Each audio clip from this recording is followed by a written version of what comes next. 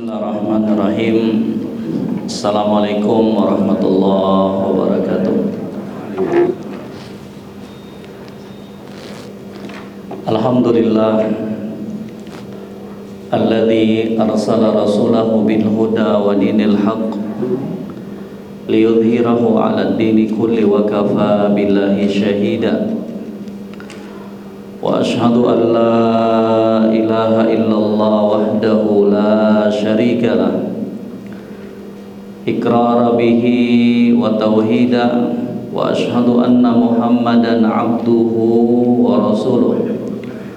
Allahumma salli wa sallim wa barik ala nabiyyina Muhammad wa ala alihi wa ashabihi wa man tabi'ahum bi ihsanin ila yaumiddin. Yaqulu Rabbuna azza wa jalla fi kitabihil karim, ya ayyuhalladzina amanu taqullaha haqqa tuqatih wa la tamutunna illa wa antum muslimun. Ya ayyuhan nasu taqu rabbakumul ladzi khalaqakum min nafsin wahidah wa khalaqa minha zawjaha wa batha minhuma rijalan katsira wa nisaa wattaqullaha alladzi tasaaluna bihi wal arham innallaha kana 'alaikum raqiba. Ya ayyuhalladzina amanu taqullaha wa qulu qawlan sadida yuslih lakum a'malakum wa yaghfir lakum dhunubakum wa man yuti'illaha wa rasulahu faqad faza fawzan 'azima. Amma ba'd. Alhamdulillah, jamaah sekalian, kaum muslimin dan muslimat yang kami muliakan, terus kita memuji dan membesarkan Allah atas limpahan karunia dan nikmat yang tidak terhitung jumlahnya. Semoga salawat dan salam juga senantiasa tercurahkan kepada junjungan kita Nabi Muhammad sallallahu alaihi wasallam, demikian pula para sahabat, para keluarga beliau dan orang-orang yang mengikuti jejak beliau hingga akhir zaman kelak. Jemaah sekalian, di saat ini kita sedang beribadah kepada Allah dengan bentuk yang lain. Kalau tadi ibadahnya bentuknya sholat, maka sekarang kita sedang beribadah dalam bentuk menuntut ilmu agama Allah. Itu juga bagian dari ibadah. Duduk belajar agama yang di dalamnya dibahas Al-Quran dan hadis-hadis Nabi sallallahu alaihi wasallam, itu juga merupakan ibadah yang tak kalah pentingnya. Kata Nabi sallallahu alaihi wasallam, talabul ilmi fardhatun ala kulli muslim. Belajar agama itu merupakan kewajiban bagi setiap individu muslim, demikian pula muslimah. Dan semoga apa yang kita lakukan ini juga merupakan salah satu upaya kita untuk membendung jeratan-jeratan dan godaan-godaan iblis dan bala tentaranya untuk menjatuhkan kita, menyeret kita dalam kubangan kemaksiatan. Karena kebodohan, ketidaktahuan kita terhadap perkara agama, itulah pintu dan celah yang paling besar yang dijadikan iblis untuk mengelabui kita. Kata Al-Imam Ibnul Jauzi alaihi rahmatullah, wa'lam anna al-bab al-a'zam alladhi yadkhulu minhu iblis 'ala nas al-jahlu. Ketahuilah, pintu terbesar iblis masuk, mengelabui, menjerat dan menjerumuskan manusia ke dalam penyimpangan, kemaksiatan adalah pintu kebodohan. Kenapa kita terkadang jatuh dalam kemaksiatan? Ya salah satu sebabnya karena ketidaktahuan kita terhadap ilmu agama. Maka jemaah sekalian yang kami muliakan, semoga nikmat yang kita rasakan di malam hari ini terus dilanggengkan oleh Allah Subhanahu wa Ta'ala, dan semoga juga duduknya kita di malam hari berbahagia ini tercatat sebagai orang yang melakukan riba, sedang berjaga di medan pertempuran. Orang yang menjaga dari satu sholat ke sholat yang berikutnya, itu pahalanya seperti apa? Orang yang sedang melakukan riba, jaga malam di perbatasan. Ya, di hadapan kita sebuah pembahasan yang sangat penting, yaitu tips dan metode di dalam membersihkan jiwa dan hati. Jadi Islam itu sangat-sangat menuntun umatnya untuk memperhatikan penampilan fisiknya, lahiriahnya. Tapi juga lebih dari itu, Islam juga menuntun kita untuk menjaga penampilan batinnya kita. Ya ayuhan, kata Allah Subhanahu wa Ta'ala, ya bena Adam khudhu zinatakum inda kulli masjidin. Wahai anak cucu Adam, kalau kalian masuk ke dalam masjid, pakai perhiasan kalian, pakai baju-baju yang terbaik yang kalian miliki. Kenapa? Kita pengen menghadap Allah, kita pengen beribadah di masjid rumah Allah Subhanahu wa Ta'ala. Itu tuntutan atau tuntunan dalam Islam. Akan tetapi lebih dari itu lagi, yang paling harus kita perhatikan adalah penampilan batinnya kita, hati, iman dan jiwanya kita, karena itu yang bakalan dinilai oleh Allah Subhanahu wa Ta'ala. Kata Nabi sallallahu alaihi wasallam dalam sebuah petikan hadis yang sahih, innallaha la yanzuru ila ajsamikum wala ila suwarikum walakin yanzuru ila qulubikum wa a'malikum. Kata Nabi, Allah enggak nengok, Allah enggak melihat, Allah enggak menilai kepada bentuk-bentuk fisik kalian. Allah enggak menilai dan memperhatikan bentuk wajah-wajah kalian, cantik atau jelek, tampan atau tidak. Bukan itu penilaian Allah pada diri kita. Akan tetapi kata Nabi apa? Walakin yanzuru ila qulubikum wa a'malikum. Akan tetapi Allah nilai, Allah lihat dari hati-hati kalian, bersih ataukah tidak, berpenyakit ataukah tidak. Karena itulah yang menentukan keselamatan seorang hamba pada hari kiamat. Yauma la yanfa'u malun wala banun illa man atallaha biqalbin salim. Kata Allah, di hari itu, di hari kiamat, tidak lagi berguna keluarganya kita, istrinya kita, anaknya kita, hartanya kita, pangkat jabatannya kita, gak berguna lagi. Padahal dulu dibangga-banggakan di dunia. Illa, kecuali kata Allah, man atallaha biqalbin salim, kecuali orang yang datang berjumpa menghadap Allah dengan membawa hati yang bersih, jauh dari kesombongan, jauh dari hasad dengki, bersih dari meremehkan dan memandang sebelah mata orang lain, jauh hatinya, bersih hatinya dari noda-noda kesyirikan, bersih hatinya dari perkara-perkara kemaksiatan dan penyakit lainnya. Nah, itulah yang harus kita perhatikan. Allah lihat hatinya kita, demikian pula memperhatikan dan nilai dari amalan-amalan kita. Maka hati-hati sekali lagi mengajak diri pribadi dan kepada jamaah sekalian kaum muslimin dan muslimat, mari kita memperhatikan kesehatan hati dan jiwanya kita.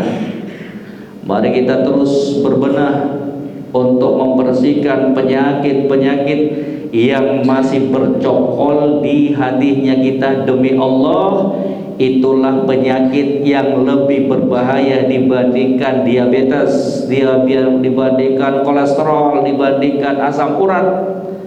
Penyakit hati, kesombongan, kedengkian, hasad, dan lain sebagainya. Kata Allah Subhanahu wa taala melalui lisan junjungan kita Nabi Muhammad sallallahu alaihi wasallam, la yadkhulul jannata man kana fi qalbihi mithqalu dzarratin minal kibr. Tidak akan masuk surga, tidak bakalan masuk surga seorang hamba yang di dalam hatinya masih terdapat kesombongan, walaupun sebesar biji sawi kecil aja. Ada rasa sombong dalam dirinya kita, menolak kebenaran, meremehkan orang lain, itulah bagian dari sombong. Kalau itu masih terdapat di dalam dirinya kita, maka sudah cukup.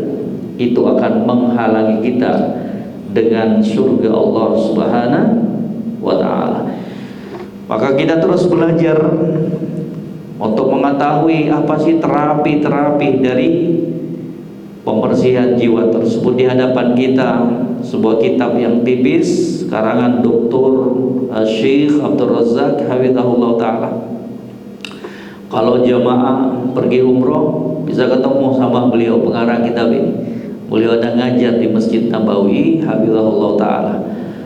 Al-Qaidatul Ula, katanya kaidah dan konsep serta terapi yang pertama biar hatinya kita bersih. At-tauhid aslu mataskubihin nufus. Tauhid itu merupakan pondasi, sumber yang paling pertama di dalam mensucikan, membersihkan dirinya kita. Tauhid, ya. Kata beliau, inna tauhidah wal ghayatul lati min ajliha khalaqana Allahu azza wa jalla wa aujadana. Tauhid, sesungguhnya tauhid itu adalah puncak dari penciptaan kita oleh Allah Subhanahu wa ta'ala. Kita hadir di dunia ini, kita berada di bumi Allah, tujuannya apa? Untuk mewujudkan tauhid. Apa itu tauhid? Memurnikan ibadah hanya kepada Allah Subhanahu wa ta'ala. Kita hadir, kita diciptakan bukan untuk sekedar menikmati makanan dan minuman dengan segala kenikmatan yang Allah Subhanahu wa ta'ala berikan kepada kita. Bukan itu tujuannya. Tapi apa tujuannya? Untuk kita beribadah. Allah sebutkan di dalam Al-Quranul Karim, wa ma khalaqtul jinna wal insa illa liya'budun. Tidaklah kuciptakan jin dan manusia kecuali untuk beribadah kepadaku. Kalau ada kata-kata beribadah di dalam Al-Quran, itu kata para ulama tafsir maknanya adalah mentauhidkan Allah. Dari ayat ini, wa ma khalaqtul jinna wal insa illa liya'budun, ya, maknanya wa ma khalaqtul jinna wal insa illa liwahiduni. Itu artinya tuh, tidaklah aku menciptakan jin dan manusia, tidaklah Allah menciptakan jin dan manusia kecuali untuk apa? Mentauhidkan Allah, untuk mengesahkan Allah, untuk memurnikan bahwa semua ibadah yang kita lakukan, dari sholat, puasa, zakat, bernazar, berkurban, haji, umroh, semuanya untuk Allah Subhanahu wa taala. Itulah tujuan penciptaan kita di muka bumi ini.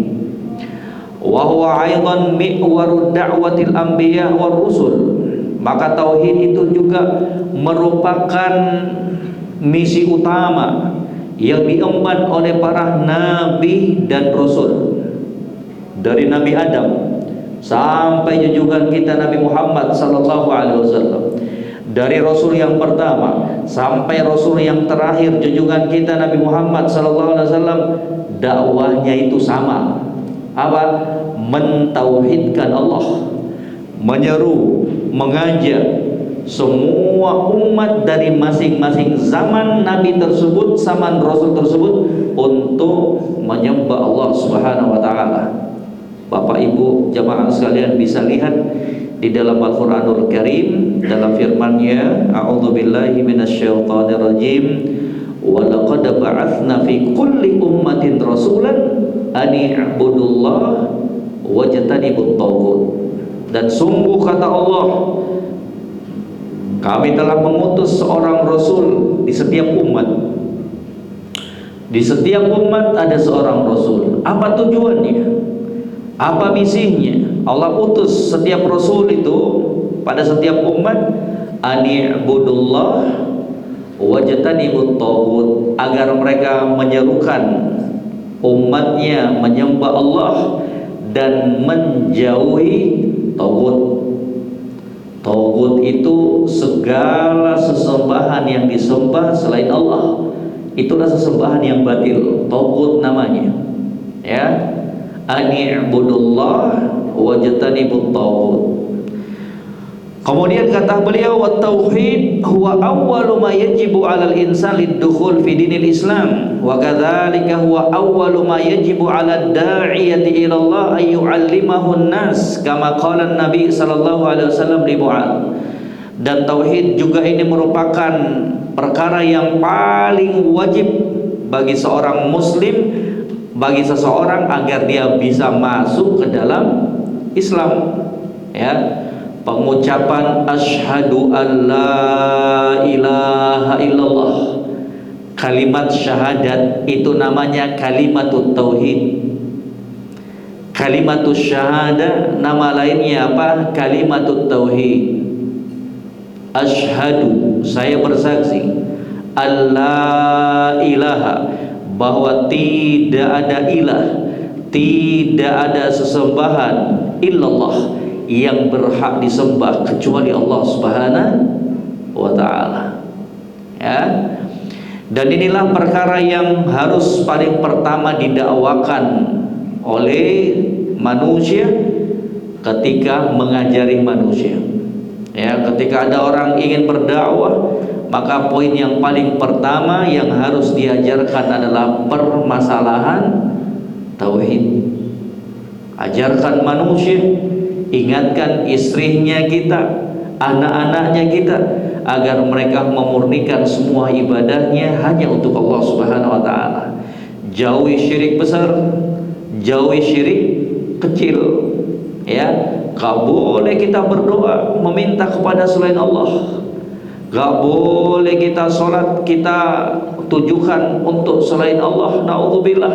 Gak boleh kita nyembelih kecuali untuk Allah Subhanahu wa ta'ala. Demikian pula jauh syirik kecil. Apa bentuknya? Riya.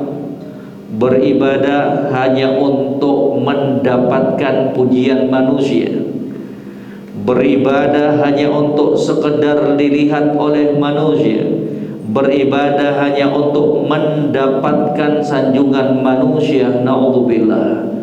Padahal yang seharusnya kita lakukan adalah menyembunyikan ibadahnya kita sebisa mungkin. Kalau masih memungkinkan ibadah kita sembunyikan, lakukan. Karena itu lebih menjaga keikhlasannya kita dan menjauhkan kita dari perasaan riya. Itu jenis ibadah yang memungkinkan untuk kita sembunyikan, seperti sholat malam, ya, sedekahnya kita, ya nggak usah diceritakan kepada orang lain, cukup antara kita dengan Allah Subhanahu wa taala. Beda dengan ibadah-ibadah yang memang gak bisa kita sembunyikan, pasti terlihat oleh manusia. Maka yang kita tuntut pada saat itu adalah apa? Tetap menjaga keikhlasannya kita, ya, tetap menjaga keikhlasannya kita.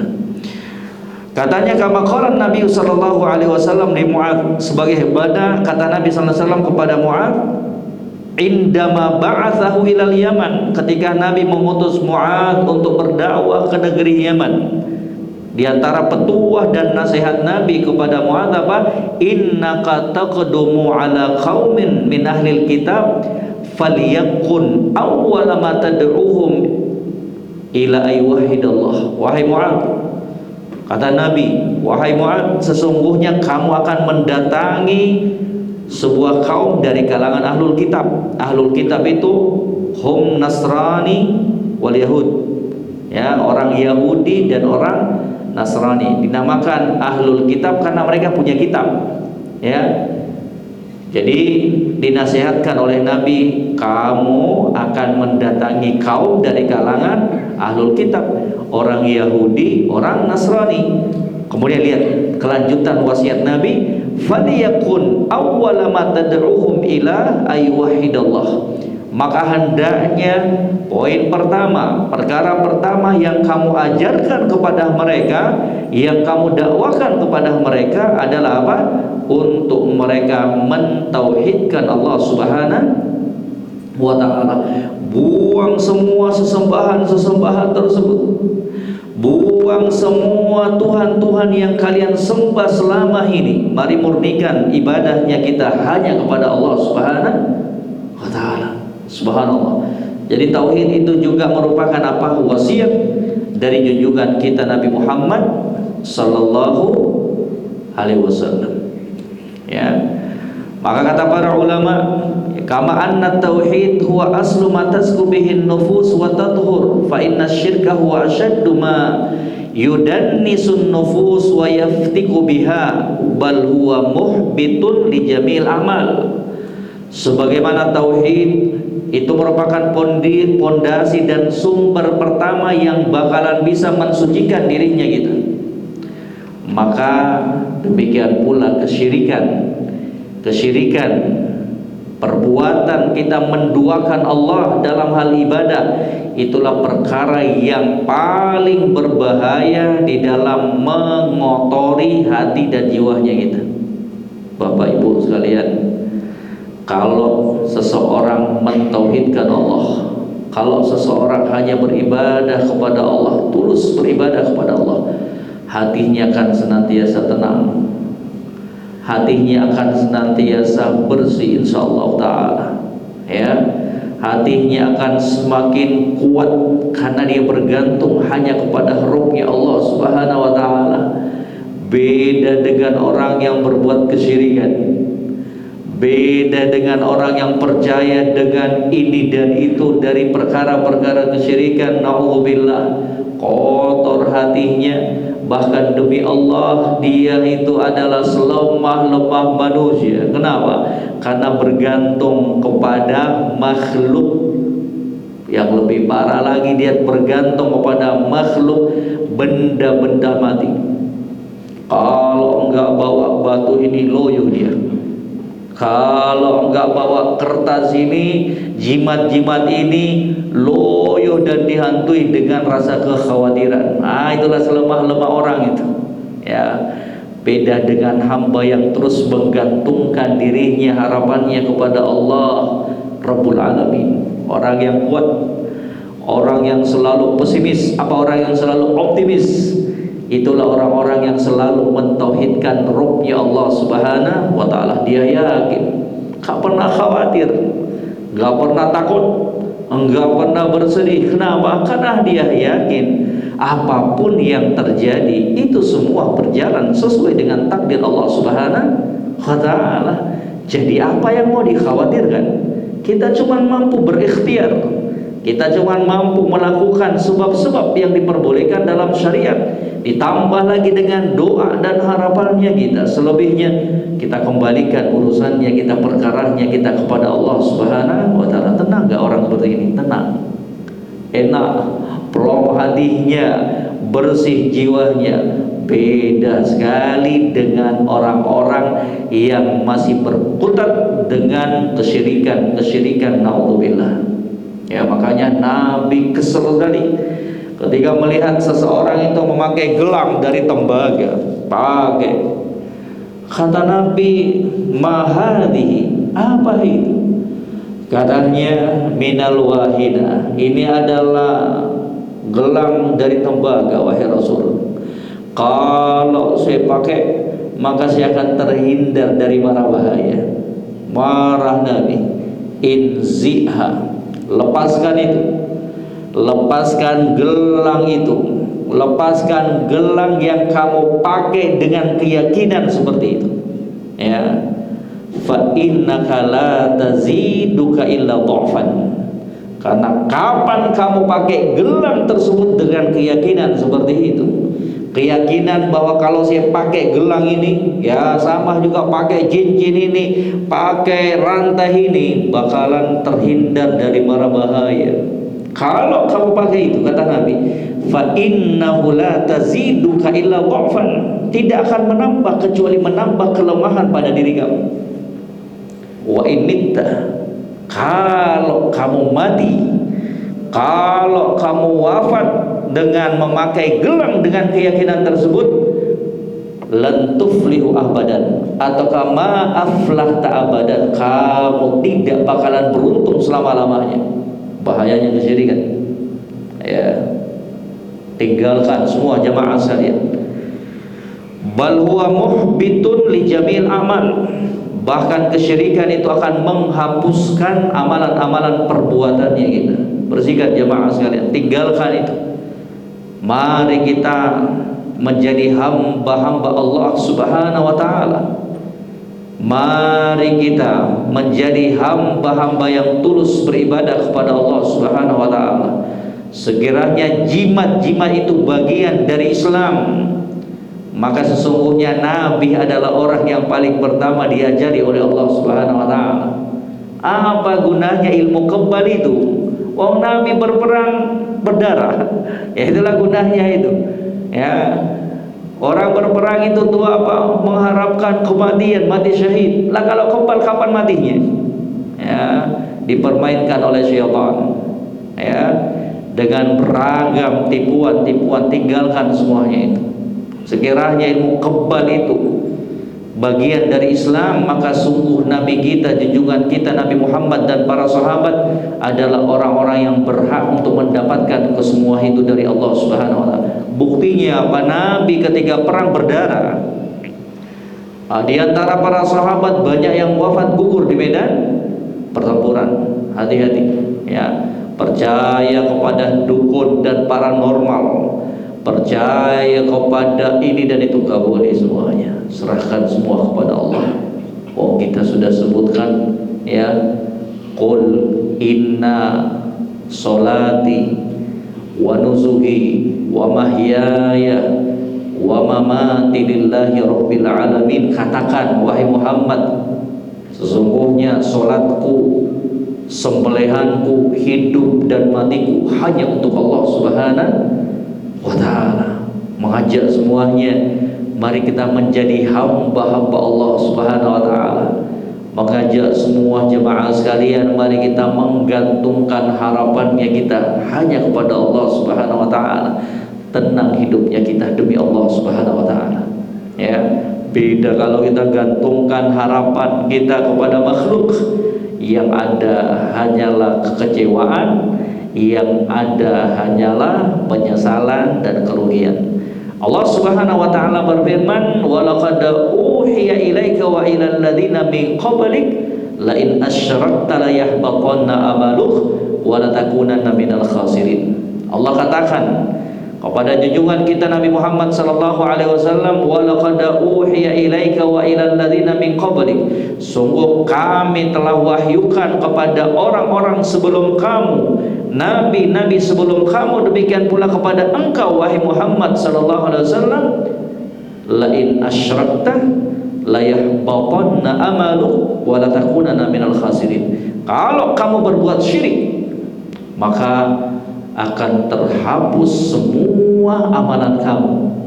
Wala takunanna minal khasirin, dan kamu kelak akan menjadi orang-orang yang merugi. Ya. Jadi sekali lagi jauhi kesyirikan. Ya. Di dalam hadis yang sahih kata Nabi sallallahu alaihi wasallam, ataukah juga masih dalam sebuah penggalan hadis ataukah penggalan ayat yang disebutkan oleh Allah Subhanahu wa taala dalam Al-Qur'anul Karim, innahu man yusyrik billah faqad harramallahu alaihil jannah wa ma'wahun nar wa ma lidh-dhalimina min ansar. Sesungguhnya orang yang berbuat syirik kepada Allah, maka sungguh Allah Subhanahu wa taala akan mengharamkan untuknya surga, wa ma'wahun nar, dan tempat kembalinya adalah neraka, wa ma lidh-dhalimina min ansar, dan tidak ada penolong bagi orang-orang yang berbuat zalim. Itulah kezaliman yang paling besar, itu kesyirikan. Ya, bentuk kezaliman yang paling besar kepada hak Allah Subhanahu wa taala adalah apa? Kezaliman seorang hamba ketika berbuat kesyirikan. Oh, Allah yang ciptakan kita, Allah yang memberikan rezeki kepada kita, Allah yang menghidupkan kita, kok bisa-bisanya kita sembah yang lainnya? Di mana akal sehat kita? Allah yang ciptakan kita, Allah yang memberikan rezeki kepada kita, kok kita datang ke pepohonan untuk meminta? Kok kita datang kepada benda-benda ini dan itu untuk meminta? Padahal Allah yang ciptakan kita. Kalau minta kepada Allah. Wa idza sa'alaka ibadi anni fa inni qarib ujibu da'watad da'i idza da'an. Kalau ada hambaku yang bertanya tentang aku, katakan aku dekat dengan mereka, wahai Muhammad sallallahu alaihi wasallam. Kalau mereka minta, maka sungguh saya akan kabulkan permintaan mereka. Kemudian kata Syekh, fa idza haqqaqa al-'abdu tauhid hasalat lahu az-zakah al-kamilah wa hasalat lahu al-hidayah wal amnu at-tamma fid dunya wal akhirah. Kalau seorang hamba betul-betul mewujudkan tauhid di dalam kehidupannya, maka sungguh dia akan meraih kebersihan hati dan jiwa yang sempurna, dan dia akan meraih hidayah dan keamanan dalam kehidupan dunia dan akhirat. Ya, selamat di dunia, selamat di akhirat. Fala zakata lin nafsi illa bitahqiqit tauhid, maka tidak akan bisa diraih kebersihan hati, tidak akan bisa diraih keberhasilan jiwa kecuali dengan mewujudkan nilai-nilai tauhid. Sembah Allah, bersihkan, jauhkan dari penyembahan selain Allah Subhanahu wa ta'ala. Di saat itulah akan bersih hatinya kita. Wala zakata lin nafsi illa bitakhlisiha minasyirki bijami anwa'i, dan tidak ada kebersihan hati dan jiwa kecuali dengan membersihkan hati dan jiwanya kita dengan beragam kesyirikan dengan segala macam bentuknya. Wa takhlisiha min kulli ma yunaqidu tauhid wa yudhifuhu, demikian kita pula bersihkan dirinya kita dari segala perkara yang bertentangan dengan nilai-nilai tauhid. Jadi jemaah sekalian, sekali lagi, tidak akan bersih jiwa dan hatinya kita kalau kita masih percaya kepada perkara-perkara ini yang bisa mendatangkan kebaikan untuk diri kita. Datang ke dukun, datang ke paranormal, belum punya anak datang ke dukun, hilang barangnya datang ke dukun, naudzubillah. Ya, itu pembohongan, itu pendangkalan tauhid dan akidah yang melanda kaum muslimin, kabuli. Ya, yang mengetahui perkara ghaib itu hanyalah Allah Subhanahu wa ta'ala. Jadi jangan mau dikibulin sama mereka-mereka itu. Itu yang pertama yang disebutkan oleh Syekh Hafizahullah ta'ala. Kemudian yang kedua, al-qaidatul tsaniyah, kaidah yang kedua, Tips yang kedua untuk membersihkan jiwa dan hatinya kita, ad-doa miftahuz zakatin nufus. Doa, ya, katanya itu merupakan kunci untuk membersihkan hatinya kita.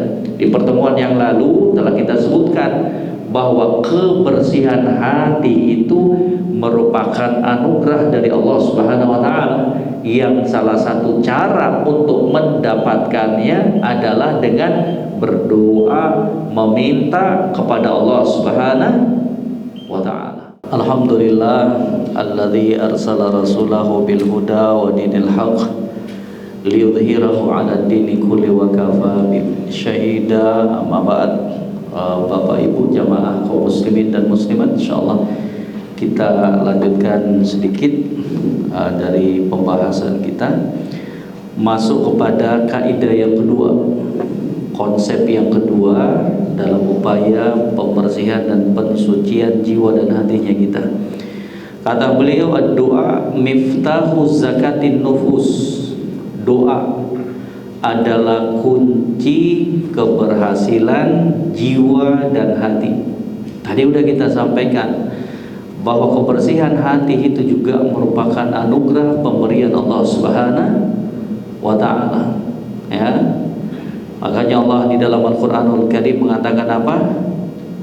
Ya. Di dalam Al-Qur'an Allah Subhanahu wa taala mengatakan balillahu yuzakki may yasha. Dan dialah Allah yang akan membersihkan jiwa dan hati pada hamba-hamba yang dikehendakinya. Maka salah satu upaya untuk meraih pembersihan jiwa dan hati adalah melalui doanya kita, permohonan kita kepada Allah Subhanahu wa taala. Kemudian kata beliau, qala Nabi sallallahu alaihi wasallam, laisa syai'un akrama 'ala Allah minad du'a. Tidak ada sesuatu yang lebih mulia di sisi Allah Subhanahu wa taala dibandingkan doa. Doa itu ibadah, Pak. Ibu, kaum muslimin dan muslimat, doa itu ibadah. Kata Nabi sallallahu alaihi wasallam, ad-du'a wal ibadah. Doa itu adalah ibadah. Semakin sering seorang hamba berdoa kepada Allah, itu menunjukkan bahwa hamba itu adalah hamba yang sadar diri. Semakin kita sering berdoa kepada Allah, berarti itu menunjukkan betapa butuhnya kita kepada Allah Subhanahu wa taala. Semakin kita sering dan terus meminta kepada Allah, itu menunjukkan bahwa kita sadar bahwa kita ini adalah makhluk yang lemah, makhluk yang tidak akan bisa terlepas dari pertolongan dan bantuan Allah Subhanahu wa taala. Makanya kata para ulama, orang-orang yang malas berdoa, bahkan tidak mau berdoa, meminta kepada Allah, itu adalah orang-orang yang sombong. Orang-orang yang menggantungkan semua urusannya pada kemampuan dirinya, seakan-akan tidak butuh kepada Allah Subhanahu wa taala. Na'udzubillah. Ya. Fad-du'a min afdhalil ibadat indallah Subhanahu wa taala. Maka doa itu termasuk ibadah yang mulia di sisi Allah Subhanahu wa taala. Kenapa demikian? Kata Syekh, li'anna fihi idharan lil ajz wal iftikar. Karena dalam doa yang kita panjatkan kepada Allah itu ada pengakuan, penampakan lemah dan butuhnya kita kepada Allah Subhanahu wa taala. Kenapa kita berdoa? Karena kita sadar kita lemah. Kenapa kita berdoa, mengangkat tangannya, kita meminta kepada Allah? Karena kita sadar kita itu makhluk-makhluk yang selalu butuh dengan pertolongan Allah. Ya ayuhan nas antumul fuqara'u ilallah wallahu huwal ghaniyul hamid. Demikian firman Allah Subhanahu wa taala dalam Al-Qur'an. Ya ayuhan nas antumul fuqara'u ilallah. Wahai sekalian manusia, kalian itu orang-orang yang butuh kepada Allah Subhanahu wa taala. Orang-orang yang miskin butuh kepada Allah Subhanahu wa taala. Wallahu wal ghaniyul hamid, dan dialah Allah yang maha kaya.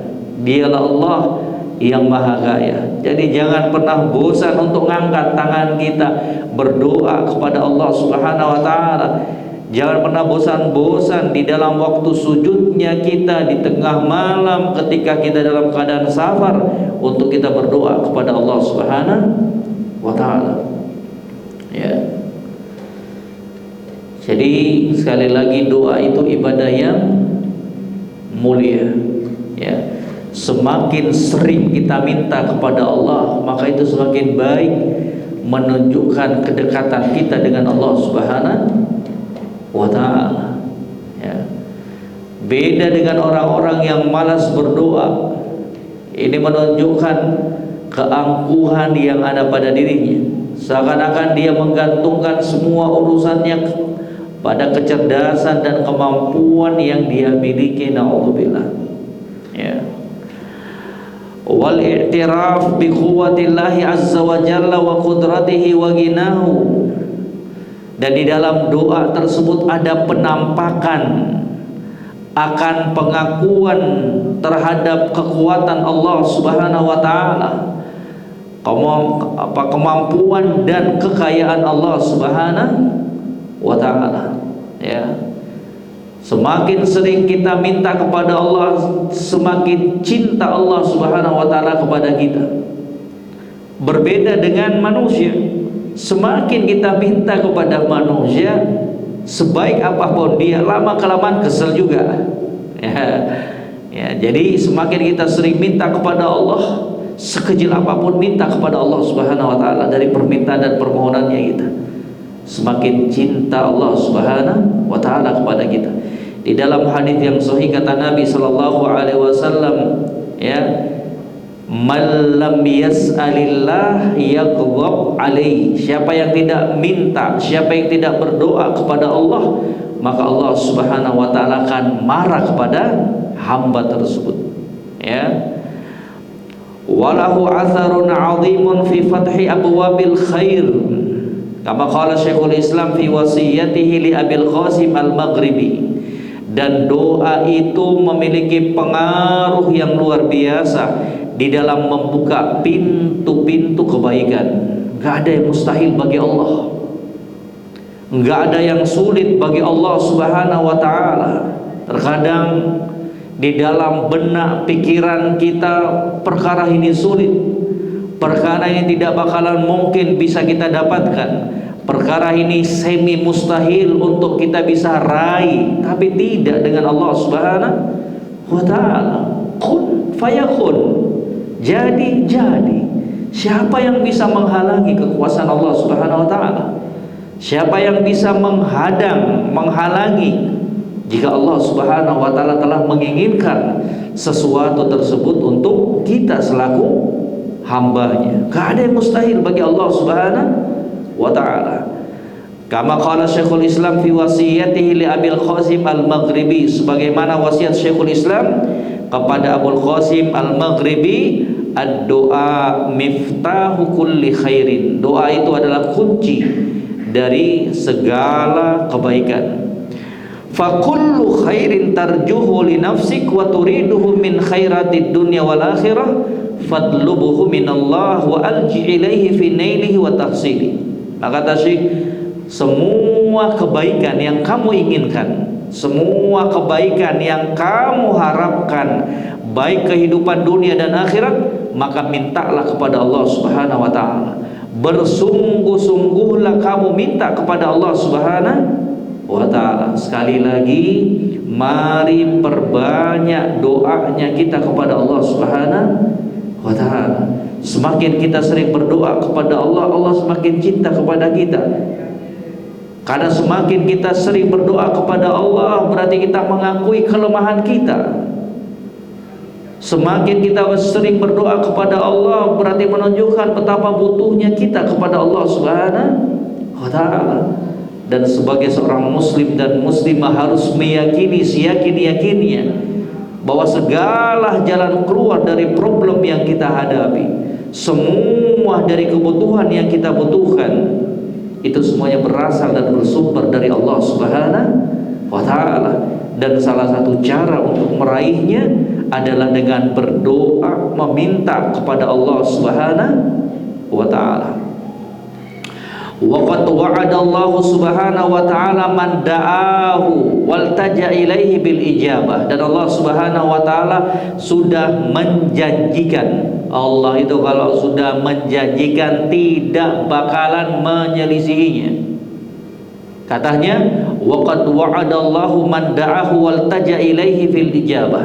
Allah sudah umumkan, sudah jamin, sudah janjikan, barang siapa yang berdoa meminta kepadanya Allah kabulkan.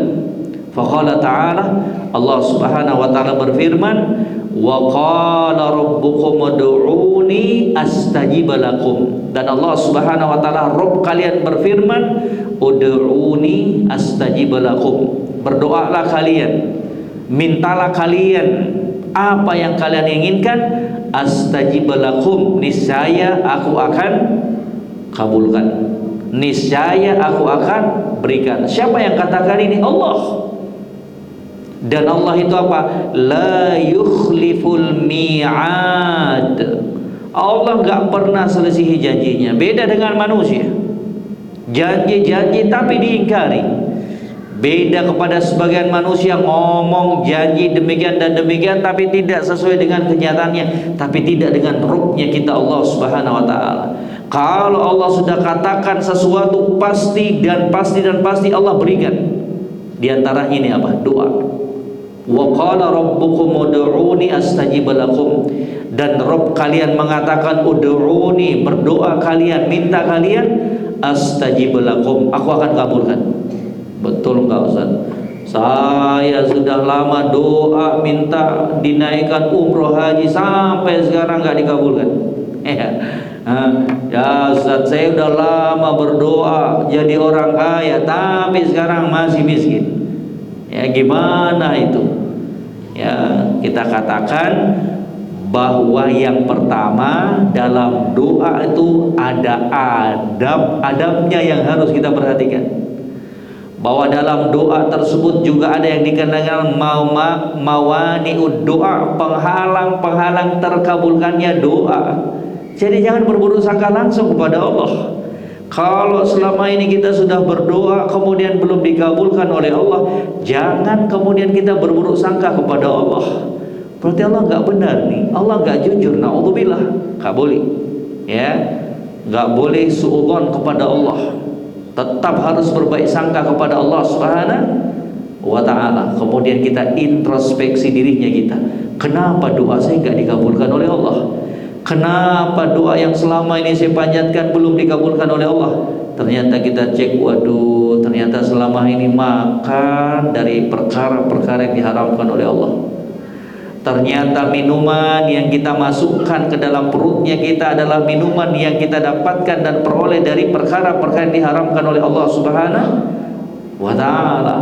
Ternyata selama ini kita kenyangkan perutnya kita dari hasil-hasil yang tidak benar, yang tidak diperbolehkan dalam syariat Allah. Itulah penghalang doa itu. Makanya Nabi SAW dalam kutipan hadis yang panjang yang menceritakan kisah seorang musafir. Musafir itu waktu yang mustajab untuk berdoa. Kata Nabi SAW, yutirus safara agratha akbara yamuddu yadaihi ila sama, ya Rabbi ya Rabbi. Ada seorang lelaki yang melakukan perjalanan safar, sudah berdebu, capek, letih, dia angkat tangannya berdoa, ya Rabbi, wahai Rabbku, wa Rabbku. Tapi kata Nabi sallallahu alaihi wasallam apa? Wa mat'amuhu haramun wa mashrabuhu haramun wa malbasuhu haramun wa ghudhiya bil haram fa anna yustajabu lahu. Makanannya dari haram, dia dapatkan dari perkara-perkara yang diharamkan oleh Allah. Minumnya juga demikian, pakaiannya juga demikian, dan dia kenyangkan perutnya dari perkara-perkara yang diharamkan oleh Allah. Fa anna yustajabu lahu. Maka bagaimana mungkin doanya dikabulkan oleh Allah Subhanahu wa ta'ala? Itu termasuk apa? Mawani qubulid doa, pencegah terkabulkannya doa. Jangan salahkan Allah. Introspeksi diri kita dulu. Ya, bisa jadi selama ini makan minumnya kita apa? dari perkara yang diharamkan oleh Allah. Termasuk juga pencegah dari terkabulkannya doa apa? Al-ajalah, tergesa-gesa. Setiap berdoa pingin langsung dikabulkan oleh Allah, padahal Allah itu adalah Rabb-nya kita yang tahu tentang kita. Dan yang ketiga, jamaah sekalian, perlu diketahui bahwa bentuk pengabulan doa itu ada 3 jenis. Kalau kita sudah berdoa, kemudian sudah muhasabah, introspeksi, alhamdulillah, gak ada kok, saya makan, minum, pakaian semua dari cara yang halal. Saya juga alhamdulillah selama ini khusyuk dalam berdoa. Lah kalau kita semuanya sudah perhatikan adab-adab berdoa, sudah mencegah dan menjauhkan dirinya kita dari pencegah terkabulkannya doa, maka ketahuilah pengabulan doa itu ada 3 jenis. Ada yang pertama, Allah berikan kepada hamba itu sesuai dengan permintaannya, langsung diberikan sesuai dengan permintaannya. Bentuk pengabulan doa yang kedua, Allah berikan tidak sesuai dengan yang dia inginkan, tapi yang lebih bagus dalam kemasan yang lain. Contohnya apa? Selama ini dia minta kaya, ternyata Allah berikan yang lebih bagus dari itu. Allah anugerahkan dia anak keturunan yang soleh dan soleha. Allah berikan dalam bentuk dan kemasan yang lain. Selama ini minta umroh, haji, ternyata Allah berikan nikmat yang lebih besar dari itu. Apa? Allah selamatkan dia dalam sebuah kecelakaan. Semua penumpang mati, dia sendiri yang selamat. Berarti apa? Itu nikmat tuh, yang lebih bagus dibandingkan umroh dan haji. Kenapa? Kita masih diberikan kesempatan oleh Allah untuk memperbanyak bekal amalan kebaikan kita sebelum ajal menjemput. Yang ketiga, ya, dari bentuk pengabulan doa, Allah gak berikan kepada kita di dunia, tapi Allah berikan di akhirat nanti. Kenapa? Karena Allah itu lebih tahu tentang kita. Minta kaya, belum tentu kaya itu baik buat kita. Minta jabatan ini, belum tentu jabatan itu baik buat kita. Oh, Allah pencipta kita. Bisa jadi dengan kekayaan itu semakin lupa diri kita. Bisa jadi dengan kekayaan tersebut, pangkat tersebut, kemudian kita semakin lalai berbuat zalim kepada orang lain, mengambil dan mengerampas hak orang lain. Jadi apa? Mari selalu berbaik sangka kepada Allah Subhanahu wa taala. Wa qala Amirul Mukminin Umar bin Al-Khattab, inni la ahmilu hammal ijabah. Lihat ini, perhatikan ucapan indah dari Amirul Mukminin Umar bin Al-Khattab.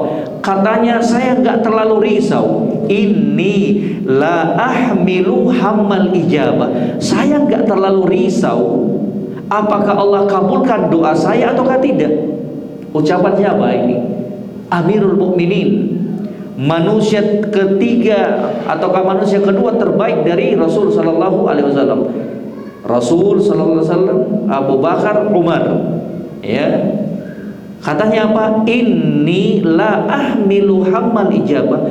Saya enggak terlalu mengkhawatirkan tentang pengabulan doa. Saya yakin Allah itu bakalan kabulkan doa saya. Saya enggak terlalu pesimis, enggak. Walakin hammad doa. Tapi yang saya khawatirkan, kalau Allah tidak memberikan saya hidayah lagi untuk berdoa. Dipahami ini Bapak Ibu sekalian? Katanya, saya enggak terlalu risau dari doa yang saya panjatkan itu bakal dikabulkan ataukah tidak oleh Allah. Yang lebih saya khawatirkan, kalau Allah tidak memberikan lagi saya taufik untuk mau berdoa kepada Allah Subhanahu wa taala. Paham ini jemaah sekalian? Yang lebih bahaya, kalau Allah tidak memberikan kepada kita taufik, petunjuk untuk kita mau berdoa, mengangkat tangannya kita kepada Allah. Paham ini Bapak Ibu sekalian? Yang berbahaya kalau kita menjadi orang-orang yang sudah tidak lagi mau mengangkat tangannya kita, mau berdoa, meminta kepada Allah Subhanahu wa taala. Itu lebih berbahaya. Fa idza ulhimtu ad-du'a fa innal ijaba ma'aha. Kenapa? Karena ketika Allah memberikan saya taufik, ilham untuk saya berdoa kepada Allah, maka pengabulan akan bersama dengan doa yang saya minta kepada Allah Subhanahu wa taala. Jadi tentang pengabulan doa jangan risau. Yang harus kita risaukan, Kalau kita menjadi hamba-hamba yang malas berdoa kepada Allah Subhanahu wa Ta'ala, terlalu mengandalkan kepada kecerdasan kita, mengandalkan kepada kekuatannya kita, sebatas apa sih kecerdasannya kita? Sebatas apa sih kemampuan dan daya kekuatannya kita? La haula wala quwata illa billah. Lemah kita. Enggak bisa kita berbuat apa-apa kecuali dengan taufik, pertolongan dari Allah Subhanahu wa Ta'ala.